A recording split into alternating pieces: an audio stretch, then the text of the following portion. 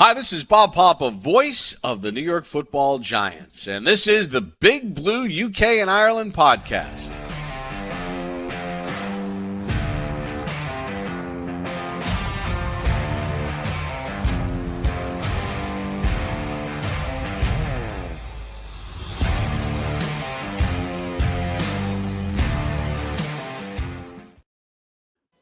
Welcome back, Giants fans, to the latest edition of the Big Blue UK and Ireland podcast in association with Andy's Man Club. Lads, remember, it's okay to talk.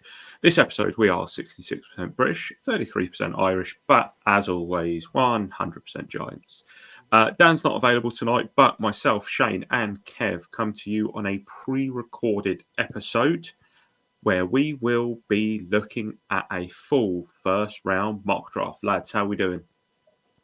Yeah, not too bad, Tar. Looking forward to this one. Obviously, we've got the I don't know when this is going to be released. So we've either had or we've got coming up a Giants first rate full 7 rain mock. But obviously, me and Kev the last couple of years have done a first rain mock draft, which is usually horrendously wrong and not even close. So we look forward to getting involved in it again tonight and doing something similar. Yeah, definitely. I mean, we'll crack on with this first round draft. No trades. Sorry, Shane. I know you love a trade. But no trades in this. We'll just stick and pick for every pick. Takes odds and evens, and we'll smash it. I mean, it's going to be pure, so accurate. And as you can see, my missus has had enough now, so she's kicked me out. So I'm actually recording a podcast on the outside of the house because she won't let me in. But do you know what? It's worth it because I love all this pod content. I love the draft content, and more of it, I say. Yeah, absolutely. I mean, last year you boys did your full first round mock draft, and I remember watching it in Japan, of all places. It's crazy to think like how quickly the last year has gone, and the fact that we're here again. This is probably going out at a weekend, so less than a week until the main event. And as for us, it's a big event as we're doing the full first round live as a little accoutrement to the main event that you boys or you viewers and listeners can have on your phone. Now, you might notice at the bottom we've got the donate now to our Andy's Man Club Draft Night fundraiser and be entered into the raffle to win one of 10 prizes. If you scan that QR code right there, you'll be able to donate. Make sure that you put your email address and or a name on there, and you can always DM us if you don't want to put your email address on the actual site. Just let us know and you'll be entered into the draw to be able to win one of 10 prizes, including a £250 gaming chair. Now, before we begin, if you're watching this, not live. If you're watching this on YouTube or Facebook or X, then just make sure that you subscribe. If you haven't already, give this video a thumbs up and get involved in the comments. Let us know how you think that we did, because we will be looking at it. Now, let's get into it. We're going to flip a coin. Modern technology, I can tap my screen and I have a coin on here. So, Shane, call heads or tails? Tails, because it never fails. And it is heads. Kev, do you want to pick first or make Shane pick first? I'll pick first. You'll pick first. Okay, cool. Right, so as we did last week for our 3-round mock draft, we will be using PFF. And if you are watching the video version of this, you will see it right now. So, Kev, we will start this draft. Surprise, surprise, you are on the clock as the Chicago Bears. Is this a foregone conclusion? I think it is. And I just want to say something previous on as well. Like, I definitely went to go first to go for the odds because I don't want to be responsible for making the Giants pick in this draft. So anyone who dislikes Shane's pick in this draft, please search him for him on Twitter. It'd be easy to find on X and all the socials, and you can give him all your grief. With that being said, the Chicago Bears, for the first pick of this Big Blue UK and Ireland mock draft 2024, select quarterback Caleb Williams, USC, 6'1", 217 pounds. I mean, he's considered sort of like a lot of people refer to him as like Kyler Murray, but bigger and better, pretty much. He's got all the tools. He's got makes all the throws. He's such a playmaker. He makes plays in the pocket. He can play within structure. He actually, if you go back to his film when he was at Oklahoma, you could see that, asked to be played within an offense, he could make throws and make the plays. He has played a little bit more hero ball at USC because the defense has been so bad. He's had to put like the whole team on his back. But that was pretty much my only criticism of him. And I watched him at the Notre Dame game, and he had an absolute nightmare. And a lot of people refer to that game as, okay, well, you can't draft him number one overall because of that game. And we all know you can't judge a quarterback off one game only. But like I said, he's a generational talent. I think he's absolute class. And it's an absolute no-brainer that the Bears pulled off a masterstroke, giving up Bryce Young last year to the Panthers, and then been able to come back this time to pick 1 and 9 and get Caleb Williams. Shane, a lot of people have said that he's probably the most complete prospect that we're likely to see and could potentially turn into Patrick Mahomes. Is that kind of his ceiling, or is that a bit rich of a comparison there? I mean, I can see why people make their argument. I probably think it's a little bit rich. I mean, it gets me. Everyone's saying, "Hey, which of an awesome quarterback class this is." Well, the same was said in 2018 when we took Saquon, and there was 5 quarterbacks took in the first round then, and only 2 of them really panned out. A few years ago, Trevor Lawrence, dead cert, locked in for number 1, the best prospect to come out since Peyton Manning, has kind of struggled at times with Jacksonville. So, there's going to be teething problems with Caleb Williams.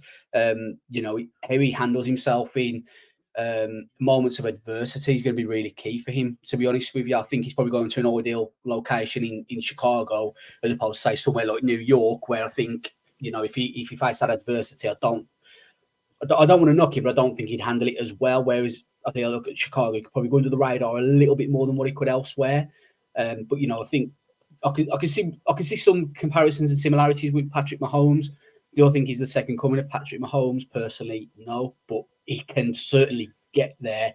But it's just got to be, it's just got to all land perfectly right. But Chicago have done some great jobs. Let's not forget they've got pick number 9 in this draft as well, so they can either get him another weapon with a wide receiver, and then he's got DJ Moore, a rookie wide receiver, or they can solidify that offensive line if they want to as well. Cool. So let's lock this in. I mean, it's a foregone conclusion. It has done for a long time. Caleb Williams has made one visit in the offseason. It was to the Chicago Bears. It kind of reminds me of Deion Sanders and the way that he was like, yeah, I ain't falling to anybody else. That's how it kind of looks. Now, Shane, for your pick, you've got to delve into the enemy essentially and improve the Commanders. So probably looking at the 2 quarterbacks, I'd imagine with that being their biggest needs, which one? I mean, to be honest with you, I feel like it's for me. These 2 players come down to: do you want the floor or do you want the ceiling? Because I think Drake May's got a better floor than what Jaden Daniels has, but I feel like Jaden Daniels has got a much higher ceiling than what Drake May does have. So I feel like Drake May's the safe pick, but Jaden Daniels is probably the more exciting pick. In all honesty, comparisons are made to him to Lamar Jackson. Just he can move, he can run. He's not a pocket passer, whereas Drake May's got some mobility about him, but he's predominantly going to be a pocket passer for the main part of it. And for Washington, I think I like the idea of taking that risk. It's not my job on the line at the end of the day, so I'm going to make the risky pick here, and I'm going to take Jaden Daniels out of LSU. Say he's got a higher ceiling, and I think if he pans out, you've got another really good quarterback to come up against in the NFC East, and the Giants will have a decision to make as to what they want to do at that position, either this draft or next year, because then they're going to need to start competing if Jaden Daniels hits that ceiling that I think he can hit. There were some comparisons that I read today, Kev, of Jaden Daniels being called Lamar with an arm. Now, Lamar Jackson doesn't have that bad of an arm himself now. Was that a concern coming out of college? And is Jaden Daniels maybe in that Lamar mold, or do you see it as something else? I can see the comparisons. I can, but I would actually say he's probably a little bit more like Robert Griffin III, his rookie year when he came out, when he actually won Rookie of the Year. As in, like, RG3 was more of a passer who was able to pick up yards with his feet. I think Daniel's a little bit more like that. I think he tries to escape the pocket too quickly without going through all those reads. But I do think he's proven to be, coming out of college anyway, a better passer than Lamar was. Another one I think I saw was a quicker Teddy Bridgewater as a comparison. So no gloves. Right, so let's lock that one in then. So Kev, it's back to you. Probably an interesting scenario here, because if that first two go the way that we've anticipated it going here, the Giants are surely phoning up the Patriots here and making that play for May. And by all accounts, that's actually absolutely what Dan Duggan has said that he thinks happens. Do you think if they pick or stick and pick, is there a conversation about Marvin? There's a conversation about Marvin, definitely, because he is like unbelievable, like generational talent at the wide receiver position.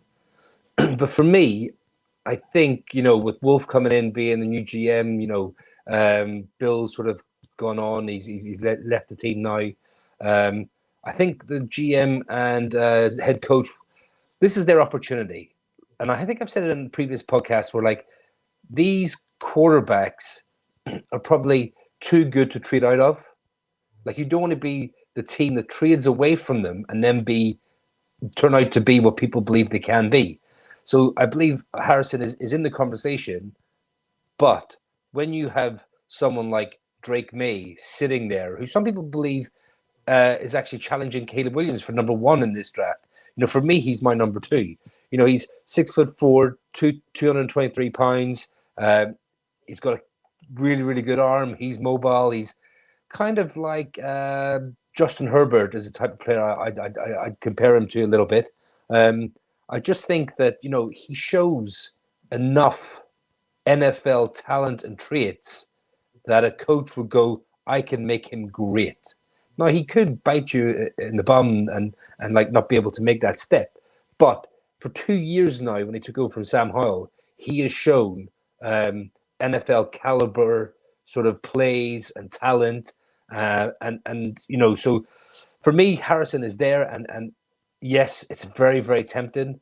But if you believe you won't be near the bottom of the draft next year, not knowing what the QB's like, and only having Brissett as your sort of bridge quarterback, I think Drake May would be perfect to sit behind Brissett for a year and sort of learn the offense, learn what it takes to be an NFL quarterback. I think that opportunity is too much for them to pass here, and I have them selecting Drake May. Cool. So let's fire that one through. So Shane, it's back to you. Arizona Cardinals. Is it another no-brainer here? Yeah, this is as easy as the Chicago Bears pick, in all honesty. You got Marvin Harrison sitting there. You need a wide receiver.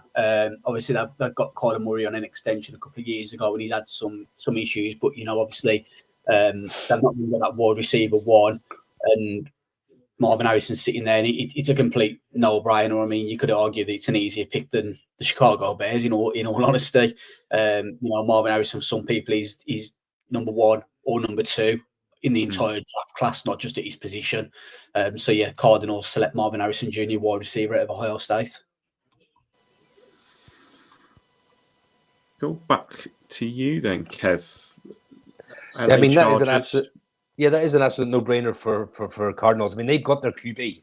They've got Kyler Murray. They're tagged to him with a big contract. So why not give him like a true alpha number 1, which is fantastic. I mean, so the Chargers on the clock, there's a few ways they can kind of go here. I mean, they've lost Keenan Allen. They traded him to the Bears' 4th-round pick. They had to cut Mike Williams due to cap situations. So here's a really interesting one in the sense that they want to build the old-fashioned way. Harbaugh, look at the way he built his Michigan team. Was D-line, offensive line, hard-nosed, Big Ten football, old school smash mouth, run the ball. Look how much they run the ball last year. When we talk about JJ McCarthy, everyone will say about the lack of throws he made is because Harbaugh loved the fact that he could just pound it behind a fantastic offensive line. So for me, other ones here would be tight end Brock Bowers is in play.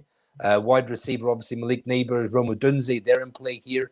But for me, build through the trenches, pick the best tackle in this draft, and it could be the best tackle in many, many drafts. I would go for 6'8" Joe Alt, left tackle, Notre Dame. Are you surprised, Shane? No, because it's you. It's interesting, isn't it? He's got, like I say, he's got Justin Herbert signed to a massive contract. This wide receiver class is very, very deep. They could trade out of this as well. Number 5 pick. They could trade out because, like I said, Harbaugh is starting a brand new, fresh. He's got his franchise quarterback. He might want more picks to help build around it. But I just think he wants to protect that franchise QB and look at maybe wide receiver later on in the draft. You've both said offensive tackle, wide receiver. Just the depth here is insane. And if you think about it, the Chargers actually do need 2 wide receivers here. They need 2 of them. So chances are, if they pick someone like, you're going to be looking at, someone like, I don't know, second round Ricky Pearsall, maybe for them, or someone like Jalen Polk. Anybody else that you think potentially would jump out as a second round option for the Chargers? For me, you're looking at the players like Xavier Leggett, Keon Coleman, if he's there. Our boy Troy Franklin that we like. Does Xavier Worthy make it there after the combine he had? He wasn't necessarily a first rounder before the combine, but he ran that blazing 4.21 40. Does that sneak him in? So there's definitely a lot of talent to be had in the second round, the wide receiver, that they can come back to. Shane, pick 6. Joe Alt is not on the board. You don't have to worry about him sitting there, but you do have 2 pretty obvious picks there. But which way? Yeah, look, they're two elite wide receivers, and they're 2 very different wide receivers as well. It's not very often you can say that when a wide receiver has already been drafted. I took Marvin Harrison for the Cardinals at pick 4 because they had an obvious need at wide receiver. I don't think there's probably another team that has a bigger need at wide receiver than the New York Giants, in all honesty. We've needed it for years now. And I've got to be honest, I don't want to speak for Giants fans in general, but surely no one's going to be pissed if you go for Neighbours or a Doomsday. Like, either one of them, you're going to be like, okay, yes, you might have your preference, and it's very much kind of, you've got Marvin Harrison, number 1 wide receiver. You've probably got Malik Neighbours and a Doomsday, 2A and 2B. It's just what your preference is. Neighbours is a little bit smaller, a bit more electric, a bit quicker, whereas a Doomsday is that big target, go up and get the ball. So it kind of just depends what your flavour is and what you prefer. Now, for me, I'm a massive Malik Neighbours guy. Like, he's my number 2 wide receiver in this draft class. But like I say, literally he's a 2A or a 2B. And if it does end up being a Doomsday in that, on Thursday night, I'm not going to be annoyed at that either. But for me in this position, Malik Neighbours is the pick out of LSU. Here's one for you, Kev. Which of the 2 wide receivers that are there would be a better fit with Daniel Jones? Oh, a better fit with our current starting quarterback, Daniel Jones. So this is where it's tricky, and Shane made a great point there about what's your favorite, what type do you want. So you have Malik Neighbours, who's the type of wide receiver that if you get them the ball quick in space, he'll make yards. He can make people miss, and he will take a 5-10 yard slant to the house, kind of a little bit like someone like Odell Beckham did back in the day out of LSU as well. But Roma Dunze is phenomenal at body manipulation. He's so good at maneuvering his body to where the ball is. So if you're a little bit inaccurate, he sort of makes you right. He makes the QB right a lot of the times. And sometimes people say he hasn't got the speed to get away from people. I think he's got a good enough speed to get away, good enough right run to get away. But he's like a bulldozer when he has the ball as well. So you can get him the ball short, but if you throw it deep to him, he will likely come down with it. So I think it all depends on Brian Dable and Mike Kafka and how they want to play him. If they want to open up the playbook for him and make it a bit more of a vertical passing offense, then Odunze might suit that better. But if they're just protect Daniel Jones and dump that ball to Malik Neighbors, dump that ball to Jalen Hyatt, in space, Wandale Robinson in space, and let them sort of make the yards, not necessarily air yards, but yards on the ground for you. So I think it's so difficult because it depends what they want for Daniel Jones. Now, with Daniel Jones, we've said in the past, his mental makeup, is he sort of like seeing ghosts now? Is it got to the point where he's just a bit fearful? Then you might go for the Neighbors pick because you just want to snap the ball, pass the ball. Neighbors will make you look good. So I'm kind of leaning towards Neighbors for Daniel Jones right now, but I can also make a case for Rome Odunze. Cool. I do love as well Malik Neighbors come out and saying basically that, if I go to New York, I don't mind. But they're going to want to sort the quarterback situation out because they're going to want a quarterback that can get me the ball pretty much. And I was like, "My man, yeah. You get drafted by us. You rock up and you tell them that from day one. Like, that's what I want to hear. Like, bye, number 8. So are we saying that Malik Neighbors is a fan of our backup quarterback? Who knows?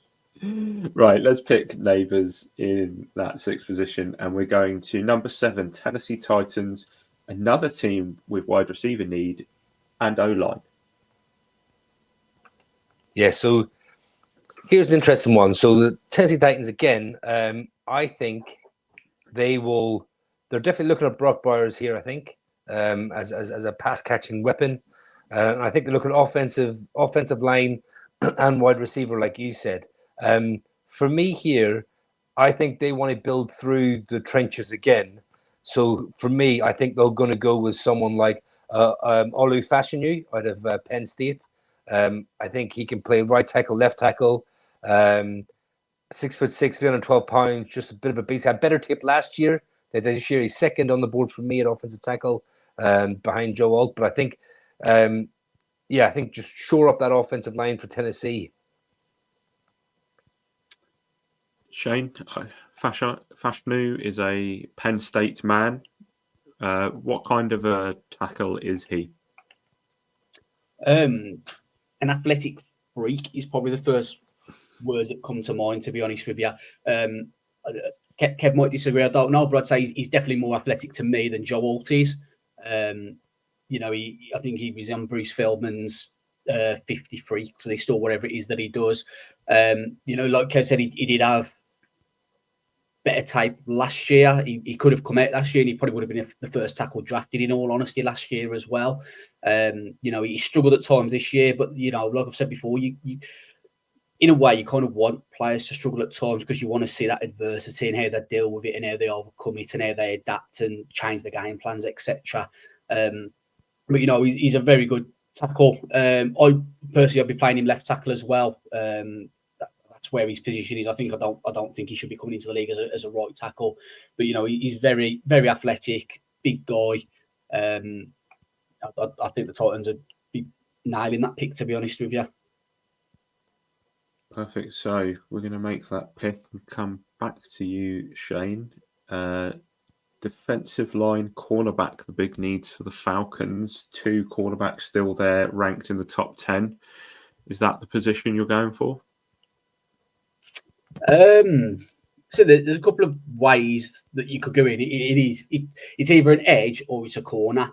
I'm just going to bring up the Atlanta Falcons depth chart because, like I said, we didn't decide what we were doing beforehand in regards to who was picking for who, and I don't really know much about the Falcons depth chart either. I know they've got a couple of edge guys. I don't know if Lorenzo Carter's still there. Is Zozo Carter still playing in Atlanta?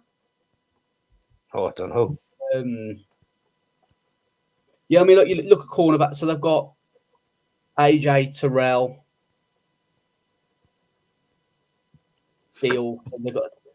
They've got Clark Phillips, who was he last year's draft or the year before out of Utah.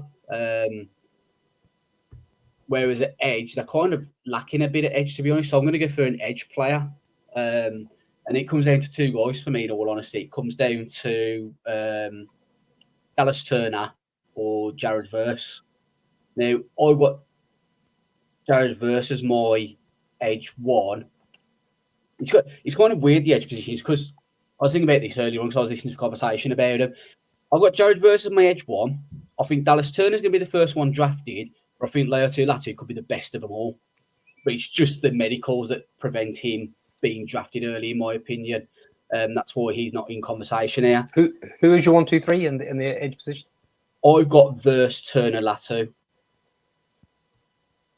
But I reckon Dallas Turner will be the first one that gets drafted on draft night, and I think this is an ideal landing spot as well, going to Atlanta. Like I say, I'm just looking at their edge depth chart now. There's nothing really there. I mean, like, obviously they've got Grady Jarrett, but Taquan Graham. They have got Lorenzo Carter still as well. There's no real elite edge guy there, so I'm going to take Dallas Turner out of Alabama. Cool. Kev, you are picking for the Bears again, and does this just make sense? Is this how it shakes down on draft night? That the Bears are just sat there with Odunze?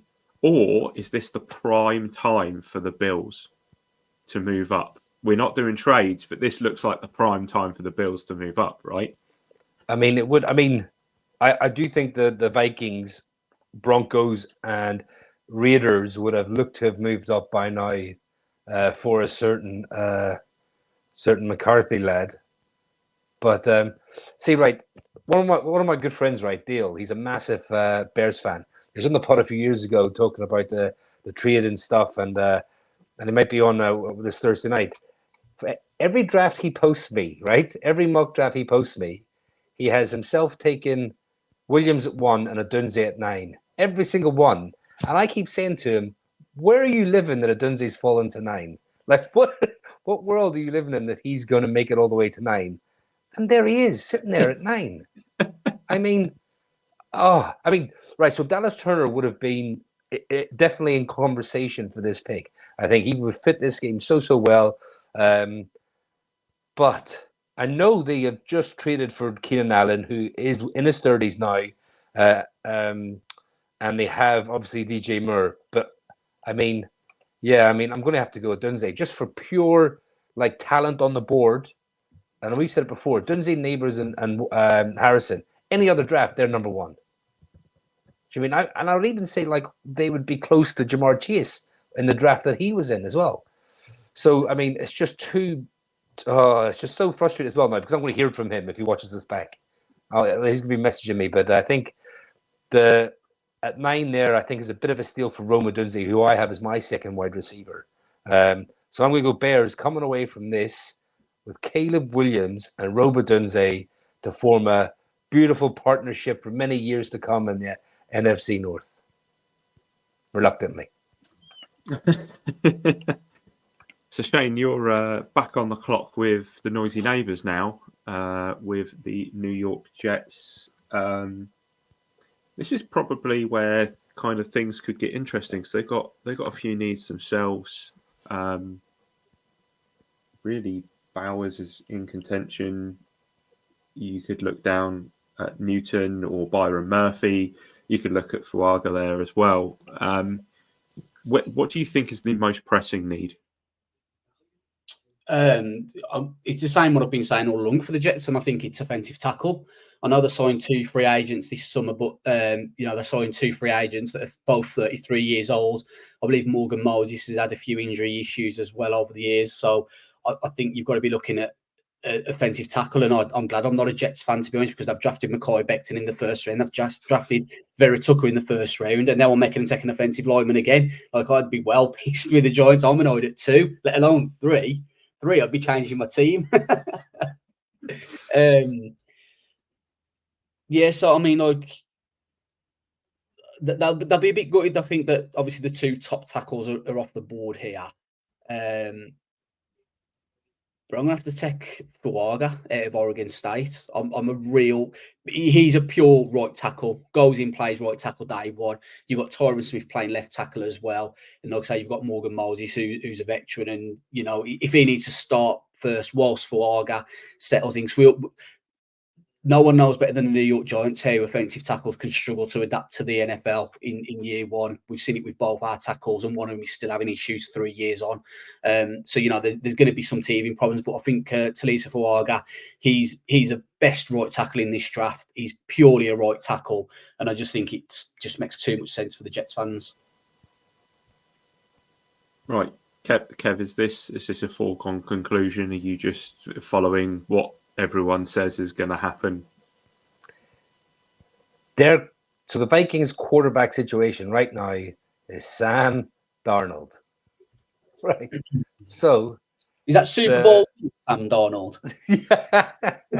So the Vikings made a big move to get back from the second round into the first round of 23 to make sure they had 2 first-round picks, 11 and 23, because they want to do something to try and put themselves in a position to at least have a good offer on the table to move up for a quarterback. Without trading, they sit here now and they take J.J. McCarthy out of Michigan, who, yes, he hasn't thrown a lot of passes, but he has shown great sort of like anticipation, especially over the middle. Like a lot of college quarterbacks prefer to throw away, so if they miss their guy, it's out of bounds. You know what I mean? And they're not getting into trouble. Throwing it over the middle, over linebackers, under safeties, these are highly difficult throws, and he does make them. He's got enough athleticism to be able to get on the pocket and get on the run.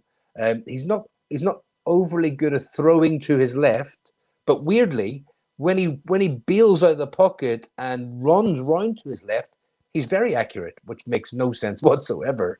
But he's very good at throwing on the run both sides, better passer to the right than he is the left, and very good over the middle. And on third down, I think he's got the highest percentage on 3rd and 7 or more out of any quarterback in this draft. So that shows. And I mean, he just doesn't sneak it first down as well. He throws like 10, 15, 20 yards to get those first downs on third down. So so I kind of like that type of playmaking ability. So, yeah, J.J. McCarthy, Vikings quarterback at number 11. It's kind of a little run here on teams who all have quarterback as a need, with the Broncos, Raiders, and Saints. And this is where we could start to see the so-called reaching of a couple of other quarterbacks. Shane, what about the Broncos? I think you're on mute, Shane. Yeah, I am. Sorry. Yeah. I mean, what about the Broncos? They need a quarterback badly. I don't know who they're scheduled to start at the minute. Very, very good question. Broncos. I mean, it's not dangerous, is it? Is it Sam Howell? It is Jared Stidham. Yeah, I mean, Jared Stidham and Ben DiNucci are their 2 quarterbacks at the moment. Is that Tommy DeVito's cousin? Yeah, I mean, if you want to talk about teams trading up, Minnesota and Denver have got to be fighting each other to be trading up, to be honest. And now I find myself in a position here, and I like Bo Nix, I really do. I think he would should. What's the head coach's name? Peyton. I think he would suit his offense very, very well. Yeah, I mean, it literally is like, I mean, Nix and Penix, I like them both. I really do. I do really like Penix, even though he's got the injury concerns and he's a lefty.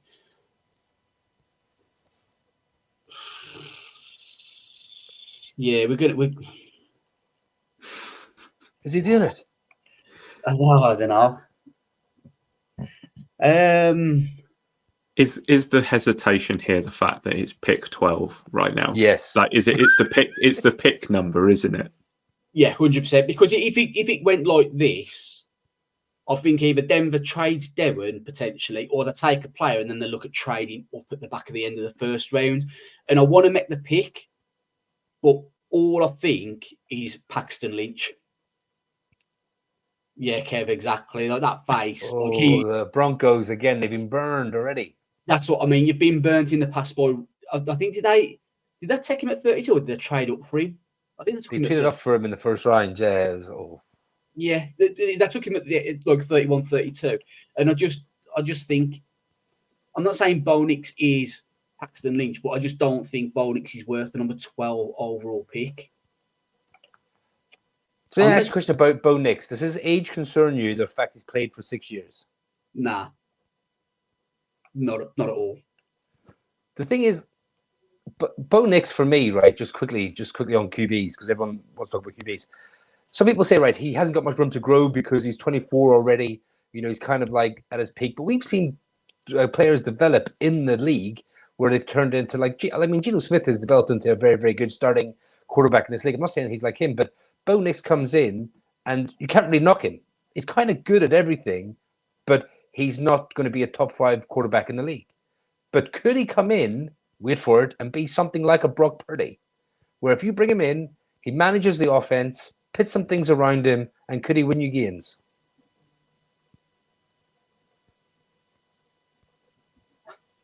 I'm going to take my boy for him. Oh, switch it up. Quinion Mitchell at Toledo. Oh, he went there. So the quarterback, it's too early for Bo Nix. I just can't. I can't do it at number 12. I know it's a make believe land, and like I said before, it's not my job. But I mean, get this: on one side, you've got a rookie, Quinion Mitchell at Toledo. I absolutely love the guy. He's immense. And then on the other side, you've got Pat Satan. Yeah. I mean, like two. That's elite cornerback play. Yeah, that's two lockdown cornerbacks in my opinion. So yeah, I'm gonna take Quinion Mitchell. There we go. So the Raiders, Las Vegas's own Kev.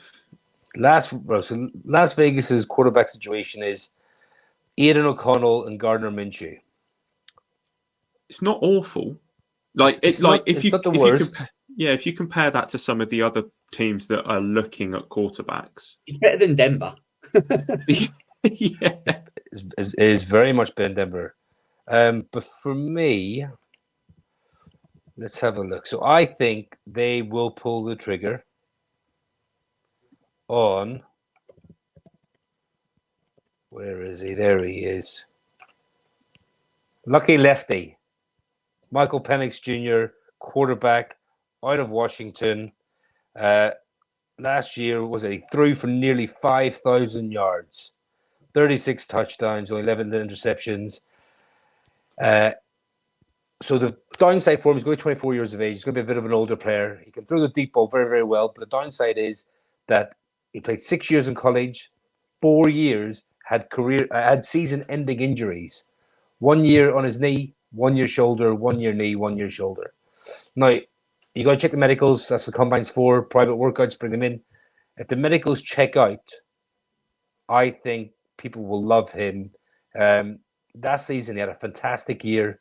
Let himself down a wee bit in the national championship game against Michigan. I wanted to see more from him, considering he had Dunze, Polk, McMillan, all those weapons. But I think the NFL is higher on Michael Penix Jr. than the draft draft community. And I think, they go and grab Michael Penix Jr. to come in and be their starting quarterback.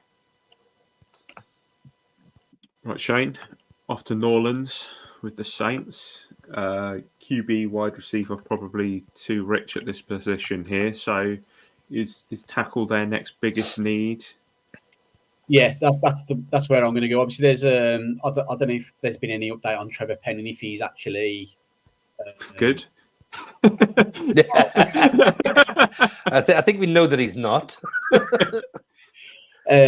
So it comes down to two tackles for me at this position, and that's JC Latham and Demarius Mims. And I'm going to go for JC Latham out of Alabama. And the only reason I'm doing that is because I feel like Mims is more of a developmental tackle. I I think maybe 14 is a little bit too rich for him. I could certainly see him going here. I think this could maybe be the highest that he could be drafted. But he missed a little bit of game time as well last year due to some little injuries and that. So I'm going to sort of text someone who's not as raw in JC Latham, someone who's probably a better to goal start day one. I think I had him as offensive tackle 4 in more rankings. Yeah, tackle, big need for the Saints. Another point of contention, much like our own. The Penning kind of attempt has not paid off in the slightest. So yeah, makes perfect sense there. Ramczyk as well, possibly being medically retired or something. Yeah, Ramczyk is starting to suffer with injuries, isn't he? So he must be in his 30s now as well. So that doesn't surprise you in the slightest. Yeah. So Kev, the Colts wide receiver and DB is apparently their needs. Which way are we going? So I think they're good for wide receiver for now. I mean, they've got Michael Pittman Jr. just re-signed him this year. They got Alec Pierce who showed promise. Josh Downs who played well.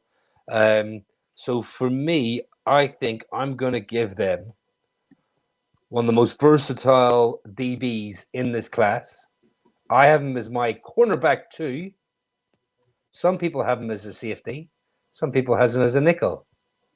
But this is a second best cornerback in this draft. I'm giving him Cooper DeJean out of Iowa. Yeah, it kind of makes perfect sense, really, there. Interesting that Brock Bowers is still sitting there. I know that there have even been some people murmuring saying that he could just fall because of need, really, the need at tight end. But at 16, the Seahawks here, Shane, guard and centre seem to be the pressing need with edge there as well. Few of them still available. Yeah, and to be honest, there's 2 positions that stand out to me, and one of them is the guard position, but the other one's defensive tackle. And I've got to admit, a Byron Murphy kind of intrigues me here. But I don't know what's happening to me, but I'm going offensive line again. And I'm going to keep the Washington kid in Seattle, and I'm going to go for Troy Fautano. Some people have him as a tackle. Some people have him as a guard. PFF have got him down here as a tackle. He can play tackle or guard, to be honest. So he's got that versatility that you'd like to see in offensive lineman. You like to see an offensive lineman that can play more than one position, ideally. We know where players can get injured in that. And I'm going to go for Fautano. I think I might have had him as my guard 1, in all honesty, or interior old line 1. But I just think it's a pick that makes kind of too much sense. Keep the Washington kid in Seattle. Yeah, Dane Brugler's got him as guard 1, I believe, on the Beast. So I think there's a lot of chat about him being moved inside when he does get drafted. Jacksonville Jaguars next for you, Kev. Guard and centre again, edge and DB, apparently. Yeah, so this is quite an easy pick for me, actually. I'm going for I'm going to give them edge help. I'm going to give them my edge number 2 in this class. They just signed Josh Allen to a big deal. Be nice to get someone on the other side of him on a rookie contract. Josh Allen is your all-out pass rusher. I want to give them the best all-round edge in this group. He can fit a 4-3 D end. He can play outside linebacker. He's seen him more of as a bigger D end. Some people's number 1, but I think this is a great fit. I'm going to give them Jared Verse, Florida State, 6'4", 254 pounds. Like I said, I just think he's the best all-round. He's really good with his hand in the dirt. Good run stopper. Great pass rusher. Imagine him opposite Josh Allen, and they've just signed Eric Armstead as well for the middle. So that would be a formidable front 4. Yep, absolutely. The first team with tight end listed as a need is the Cincinnati Bengals, who Shane has at pick 18. Brock Bowers is sitting there. Are you going in a different direction? I mean, again, this is another one. I mean, you could make an argument again for offensive line because they've struggled to protect Joe Burrow. I mean, their starting tackles, Orlando Brown Jr., who is not too bad, and then you got Trent Brady at right tackle. D tackle intrigues me with Byron Murphy, but just the interest of drafting Brock Bowers and pairing him up with Jamar Chase, T Higgins, Joe Burrow throwing the ball at him is just it's too interesting, too intriguing for my liking. So the Brock Bowers slip ends here. Talent wise, he's probably, I'd say, top 6 talent in the draft class. And the only reason he's fell to 18, he's number 1, other positional needs, but number 2, he's positional value as well. I mean, here's one for both of you on the spot. Would you hate Brock Bowers at 6? Now, I wouldn't hate it. I might not agree with it or like it, but talent-wise, with what's going on with Darren Waller as well. I'd be scratching my head. Obviously, you're getting a very, very talented player. A lot of people consider him as an offensive weapon. But I don't know, when you're picking at 6, I think Joe Sheehan and Brian Dable have positional value. And they showed that when they took a cornerback last year. They showed that by not paying running back safety this year and by trading for an edge rusher and paying him. So I just think they'll see the tight ends. You can pick one up in the draft and you don't really sign them to a big sort of second contract. So maybe they won't see the positional value. As they might look at the player and not see the positional value instead of looking at the player and seeing what a star player he could be. So, like I said, I'd be like, okay, it makes sense to a certain degree, but I just don't really get it. Yes, I don't think I'd hate it, but I think it doesn't get you excited as a Giant, and that's not because of the prospect. It's purely because of the need, fit, and how high we would be drafting him. I would be happier to trade back than I would take Brock Bowers at 6. 100%. Kev, you now have a trip to LA with the Rams, SoFi Stadium. Aaron Donald's gone. Is this where they replace him? This is Aaron Donald gone. And Kobe Turner played very, very well last year. But they need help in that defensive line. I looked at offensive line as well. Help protect Sam Bradford for the last couple of years. Not Sam Bradford, Stafford. Well, going back a bit there. Get the time machine out there. Yeah, but the value just wasn't there. So I'm here and I'm looking at 2 players. They're just standing out at me. And I'm sort of torn between Byron Murphy II out of Texas and Leatu Latu out of UCLA. I think for me, I'm going to give them the UCLA product. He stays in California and adds a bit of excellent edge rushing to that defensive line. So I'm going to go Latu. There we go. Staying in LA for that man. The Steelers, who, according to PFF, need a quarterback, despite having two that are going to be fighting it out in camp. Where's your thought process going here with the Steelers? So, obviously, I can see offensive line, but I'm done with offensive line for a bit. I've drafted enough in this mock draft. We don't need any more. So the one that stands out to me is the guy that I said I love last week. Yeah, love me a bit of BTJ. And he's there and he's available. You look at the Steelers wide receivers at the moment: George Pickens, Van Jefferson, Calvin Austin. Like, I didn't even know he was still playing, in all honesty. When he was the face of the Rams on Hard Knocks all them years ago. But I'm going to go for BTJ, Brian Thomas Jr. I think he's a little bit unfortunate to have fallen this far, to be fair. I think mid-teens is probably where he should be looking at going, but again, just the way the draft boards have fell, etc. Excuse me. So I'm going to take Brian Thomas Jr. out of LSU for the Steelers. Cool. And then a trip to Miami for Kev with the Dolphins. Tight end could have been a need here. Offensive line, defensive interior. Where are we looking?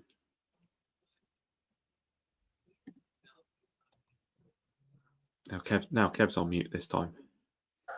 I think with them losing Christian Wilkins, it was a big loss for that interior. So I think they just sit here now.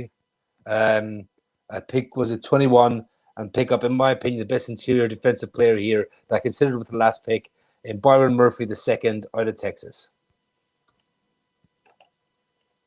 Shane, you somehow not only had the Commanders and the Jets, but you're getting the Eagles and a bit of Dallas as well in a minute. So first of all, Kev knew what he was doing. All that. Oh, yeah, I don't want to be responsible for picking the Giants. He knew what he was doing.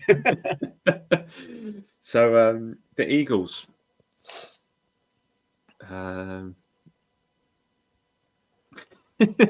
He's wide receiver one of their needs.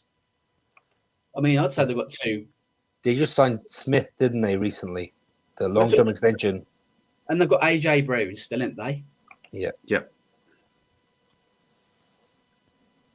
So, who do the Eagles need?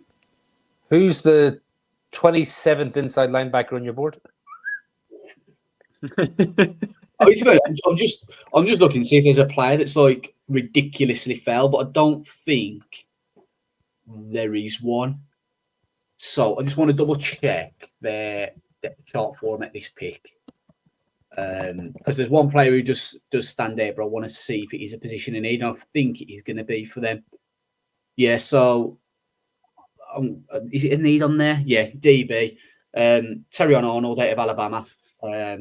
He probably shouldn't even fall to 22, to be honest. And this will probably be typical of Philadelphia. But obviously, they've got James Bradbury and they've got Darius Slay, two aging cornerbacks. I think I had Terrion Arnold at CB3 potentially. But yeah, they just get a younger cornerback to come in against, again, a division that's got a lot of good wide receivers. We've just took neighbours for the Giants. You've got CD Lamb, you've got Scary Terry. You're going to need DBs in the division that they're in. So we'll have Terrion Arnold from Bama. Cool. And now Kev is back with the Vikings after taking JJ McCarthy at 11. Who have you got? So I'm going to go just a player here that sort of stands out a bit for actual value. I think they went for the quarterback. They got the quarterback. They didn't have to give up that 23rd, so they're picking here now. I think they're going to go for Jason Newton, Illinois interior defensive line in 6'2", 304. I think it's a good value here, and it will shore up that middle of their defensive line pretty well. So Johnny Newton is gone. As we've already alluded to, Shane is back on the clock with the Dallas Cowboys. How about them Cowboys? Is this where Jerry Jones goes rogue and takes a running back in the first round? Yeah, I did think about it. I'm not going to lie. Give me Adrian Peterson.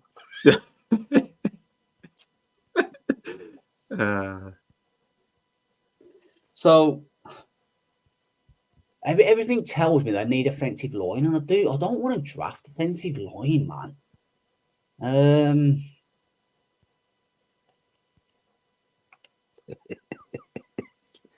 Pick the center. You want to. To be honest, it's going to be an offensive lineman, and the two that kind of stand out is probably Graham Burton and Jackson Powers Johnson. And again, it's another one of them. I feel like it's the ceiling versus the floor. We'll just take Graham Barton, out of Duke. So just as a quick question to you both, with the Eagles obviously taking Terrion Arnold in this simulation, is there an argument that someone like Jackson Powers Johnson could be a very good replacement for the man who has just left in Kelsey? Yeah, I mean, I did consider it for Philadelphia, to be honest, but like I said, I just got bored of selecting offensive linemen. I'm not going to lie. But I mean, they did draft a center was a year ago, and they played him as guard. So I think they're going to move him into center.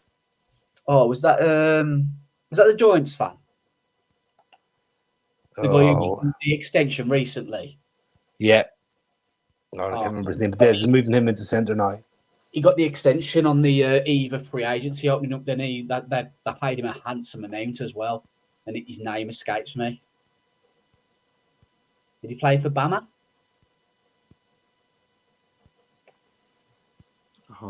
Yes, he did play for Bama. Oh, what's his name? He was a Giants fan growing up. Oh, that's going to do my head in. While Shane Googles that, Kev, you're back on the clock. Green Bay Packers, number 25. Dickerson, Landon Dickerson. That's him. Just come to me before I even had a chance to type it. So, Green Bay are after young athletic players. Might not necessarily have the production in college, but they want someone to come in and help be a bit of a monster on this defense. Now, he might not start straight away, might take a year development, but they've currently got Preston Smith and Rashawn Gary in those positions at the moment. But this is a pick for the future. So I'm going with Chop Robinson, edge, Penn State. There we are. Big Chop Come on, take with me. We are. Big Chop Robinson. Just a big man. Big man. 14 pounds at birth. That's all I ever remember. That's going to be my interesting fact. There's a big old Robinson. Boy. You'll be hearing that in draft night. Right. Tampa Bay picking at 26. Baker Mayfield with the big extension in the off-season, Shane. A hell of a lot of needs there, apparently. Yeah, and I can tell you, it's not going to be a running back. It's not going to be a tight end, and we're not going to be going for any offensive lineman. Can you just select on the filters edge and corner for me, please? Yes, there you go.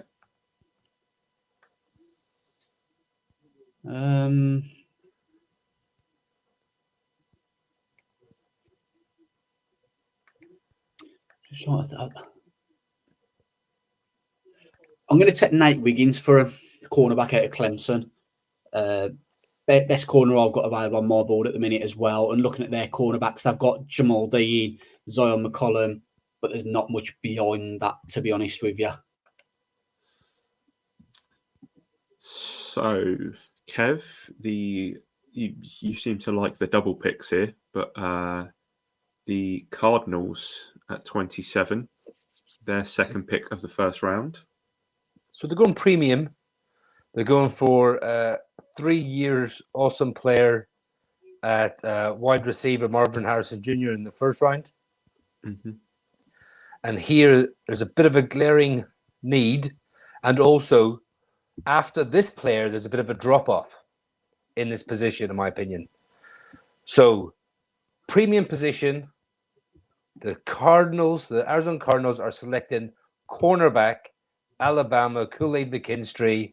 Terran Arnold stole the show this past season, but Kool-Aid has just come in and done his thing every year, been productive.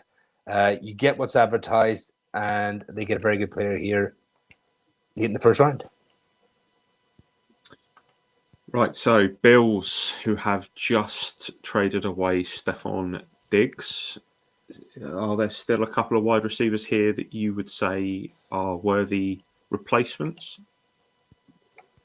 Yeah, and in all honesty, I think it's going to have to be one of the two Texas lads in either A.D. Mitchell or Xavier. Where have you gone? No, I think he's just quite far down, so I will filter across to wide receiver.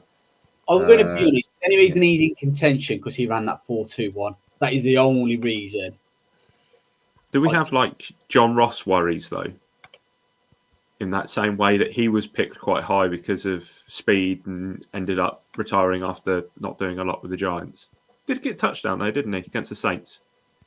Yeah, that's the only reason I'm tempted to go with him. But I think I'm probably going to have to go for AD Mitchell. I mean, he ran a 4.34, which, I mean, you know, I think all three of us would be impressed if we could run 40 yards in 4.34 seconds. So we're not going to knock a 4.34, are we? I mean, there's a couple of, I mean, you got Troy Franklin, who I've already said I'm a big fan of.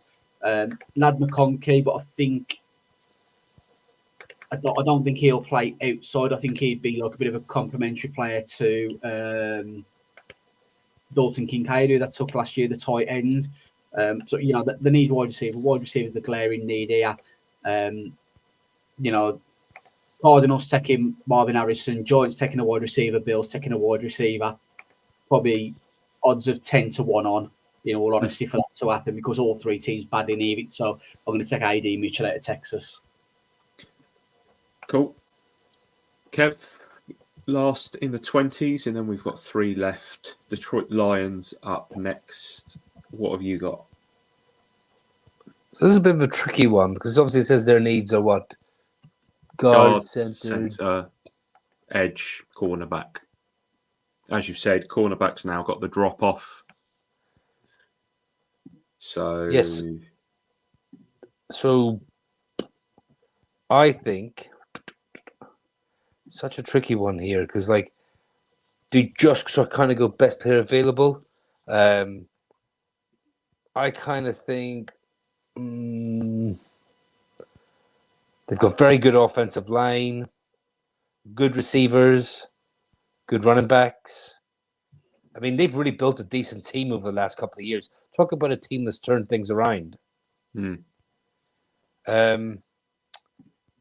But I think I might have to go edge here, I think. One for the future, one to develop. I think I'm going to go Braylon Trice, Washington, 6'4", 245 pounds. Doesn't have all the measurables, might not test well, but he's just got a really good array of pass rushing moves, and just is able to get the job done. And I think he could sit for a year and end up being a very good player. There we go. One in the depths there, a little bit of edge according to PFF's rankings, but stranger things have happened. Cole Strange happened, to be fair. So there we go. Baltimore Ravens, number 30, your penultimate pick here, Shane. Yeah, player standing out on the board. Amarius Mims, tackle out of Georgia. He just feels like a Raven, in my opinion. Like I mentioned about him earlier on, he had some injuries last year and he's a little bit raw. But at the minute, the Ravens apparently have the same player starting left guard and right tackle. So that tells me that's a bit of a need and a bit of a problem. Yeah, with Amarius Mims.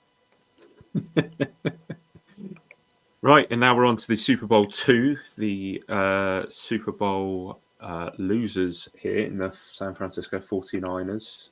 Kev, what have you got for Brock Purdy and the like? Well, I think Brock Purdy would like some help in that offensive line. So I think the team is going to look at tackle and interior. I think the tackle board is a little bit thin at the moment for first-round talent now when we come to here. So I see Brock Purdy having his center of the future and going Jackson Powers-Johnson out of Oregon, who I think is an absolute mauler, very, very good player. In my opinion, the best center and interior player in this draft. And there we go. There he goes to 49ers. So, Shane, you get to close us out here. The Chiefs have a glaring issue at wide receiver with a certain player who is in trouble with the law, and that absolutely outstanding ex-Giant as well. That man's nemesis. I didn't mention him. Didn't say his name. He doesn't exist. No, doesn't exist. He's made up. He's a figment of our imagination. That draft has never happened. Yeah, we're going to go wide receiver here. and I just think you can't get more of a perfect fit, in my opinion, than Kansas and the guy I mentioned a few moments ago, Xavier Worthy. The absolute speedster. Yeah, I mean, I don't know how far you're going to have to scroll here, but, you know, I just think it just makes perfect sense. Like, if I had to marry a player with a team, you know, I said Amarius Mims feels like a Raven just, and Xavier Worthy just feels like a Chief. And, you know, anyone else drafts him and it probably is John Ross, but the Chiefs draft him and he's probably going to be Marvin Harrison Jr. instead. So there we go. The mock draft is there for. Apparently, we don't get the grades if we do every single one, so we don't get to find out where your A pluses and your D's are. And yeah, the A pluses are going to be all the even numbers. Listen to him. So if we zoom out a little bit here, see if we can get everyone on the board there. Horrifically small. You probably can't read that, boys. However, is there a standout for each of you of the picks that you've made, one that you're willing to? So if we say excluding the top 10, is there somebody outside of the top 10 that you're willing to now, you're hat to now saying this team will draft this player? I'll tell you what, we'll mix it up. We'll mix it up. So I'll do this for odd numbers, and Kev can do it for even numbers. So Kev can pick one lock on of mine that I'll pick that I made, and I'll pick a lock of his that he made. Who wants to go first then? I'm just having a look at who Kev took. 24 Dallas, Graham Barton. Mail it in. Is that a lock? That's your lock, is it? Yeah. Is there a reason? Does he just feel like a cowboy? Yeah, it just feels like a cowboy type of pick. He'll come in and he'll just be like a not to this extreme, but just come in and be a Zach Martin tackle who moved inside and became a Pro Bowler, and that will annoy the hell out of me. I mean, to be fair, there's a couple I could pick here for Kev. I do like the Cooper DeJean to Indy pick, but I'm going to go. That's the safety Cooper DeJean, just to clarify. Yeah. But no, I'm going to get for Laiatu Latu at number 19 to the Rams. Again, another one that feels like a Ram. Probably going to go there, have no injury concerns. Double-digit sacks this year, Rookie of the Year contention, Defensive Rookie of the Year contention. So I'll go for Latu to the Rams at 19 that Kev made. Let's flip it on its head. Which one don't you like? Which one are you like? That's a reach, or I just don't see that as a fit. Shane, you can go first. Braylon Troyce at number 29 to the Lions. Is that just because it's a bit too high for you? Yeah, I mean, I've not got Braylon Troyce that high on my board. I think he's a second-round player. He did just miss out on my top 5, if I recall. I think I had Chris Braswell at number 5, who I probably would have took over Braylon Troyce, or maybe even is it Denarius Robinson out of Mizzou? Darius Robinson, thank you. He would have been in contention there as well over Braylon Troyce for me. Kev, which of Shane's are you just thinking this is just not a fit for me? I think it's a great fit. Brock Bowers, the Bengals. I just find it hard to see him lasting till the 18 for the type of talent he actually is. I mean, you could see him drop a little bit, but he's the type of player that a team might shoot up 2 spots just to secure. Do you know what I mean? Kind of like what we did last year with Banks. They might move up 1 or 2 spots just to secure him. I mean, he might well because of the position he plays at tight end. But I just think 18 is just a little bit late for him. Yeah, I mean, I think 15 might be his floor, like to the Colts. So you could make arguments for him to go to. I mean, I don't know who the Saints have got at tight end, but that's one that stands out. I mean, even the Jets as well did consider him for the Jets, to be honest. But yeah, I think 15 could be his floor, to be honest. Cool. Well, there we have it. That is the full first round mock draft complete. We will make sure that we get a screenshot of this and we'll have it next to us on draft night, and we'll see how close the boys get to that. Right. Unfortunately, that is all we have time for. And the next time you see us will be on draft night, as we stream the entire first round plus an hour and a half beforehand, where we will go through and have a look at our top fives again. We'll talk with hopefully a couple of guests that are potentially picking before the Giants, just to get their opinion. And then after that, we'll sit back and we will be your accompaniment to the draft. Shane, Kev, anything you want to add before we disappear? Just, it's really fun doing the first round mock with Kev. Like I said, we've done it for a couple of years now, and it is good fun. It's something to always look back and laugh at, after night one's out of the way. But looking forward next time. Like I say, next time I see you guys, we're going to be together in the same room in person. Like I said before, when on the air tonight, I'm looking forward to the draft already. But it's the first time we're all going to be live together in the same room. First time we've done this on draft night. It's going to be awesome. And encourage people that are listening, either if you usually watch us live, make sure you tune in. And if you're someone that usually watches maybe a couple of days later, try and get online with us if you can. Fire us questions, speak to us, engage with us. You can ask us anything on the night. It doesn't have to be draft related. It could be just Giants related, or general life related. But encourage anyone who listens to this to try and join us, even if it's only for half hour or something on Thursday night. It would mean a lot to us, to be honest, and look forward to the interaction that comes on Thursday. Yeah, definitely. Just reiterate that. I mean, it's going to be a great night. It's going to be good crack. It's our first time doing it, so give us a little bit of leeway, but definitely jump on, ask some questions, get involved. Everything's on the table, and it's going to be a good laugh, and we can either commiserate or celebrate together with that pick at number 6. Absolutely. Now, as always, just remember to like this video and subscribe to us on YouTube. You can also hit the bell to be notified of when we're live, and take a look at all of our socials, including our Etsy shop, in the description of this video. My thanks, as ever, go to Shane and to Kev for joining me. To all of you watching or listening, we are signing off. Until next time, let's go Giants.